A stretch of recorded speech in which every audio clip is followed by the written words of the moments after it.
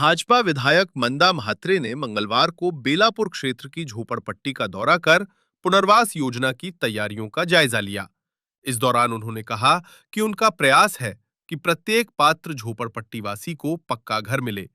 म्हात्रे ने बताया कि झोपड़पट्टी पुनर्वास प्राधिकरण एसआरए के तहत आवश्यक दस्तावेजों की प्रक्रिया पूरी की जा चुकी है। वर्ष 2000 तक के पात्र मकानों को निशुल्क घर मिलेगा, जबकि वर्ष 2010 तक के मकानों के लिए 2.5 लाख रुपए देने होंगे। 2 या 3 घर वाले परिवारों के मामलों पर भी सरकार से चर्चा की जा रही है।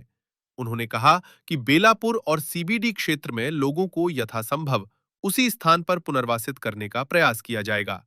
म्हात्रे ने झोपड़पट्टी वासियों से अपनी झोपड़ियां नहीं बेचने की अपील की और कहा कि ऐसा करने पर भविष्य में पुनर्वास का लाभ मिलना मुश्किल हो सकता है। उन्होंने आश्वासन दिया कि विकासक पहले किराए और रहने की वैकल्पिक व्यवस्था करेगा, इसके बाद ही झोपड़ियां हटाई जाएंगी।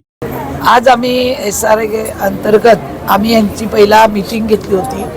मीटिंग घेऊन अधिकाऱ्यांनी त्यांच्याकडनं कागदपत्र मागवली होती, ती त्यांनी कागदपत्राची पूर्तता केलेली आहे। 2000 पर्यंतची घरं त्यांना मोफत मिळणार आहे आणि 2010 पर्यंतची जी घरं आहेत त्यांना 2.5 लाख रुपये भरायला लागणार आहेत आणि बाकीचे ज्यांच्याकडे 2 कार्ड आहेत 3 कार्ड आहेत त्यांचा सुद्धा सरकार विचार करणार आहे।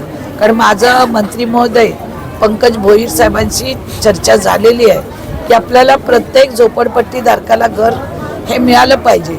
या देशाचे पंतप्रधान आदरणीय नरेंद्रभाई मोदीजी आणि या राज्याचे मुख्यमंत्री आदरणीय देवेंद्र फडणवीस साहेब यांच्या स्वप्नाची गरिबांना घरं प्राप्त व्हावी, त्यासाठी हा प्रकल्प आज आम्ही इथे राबवत आहोत।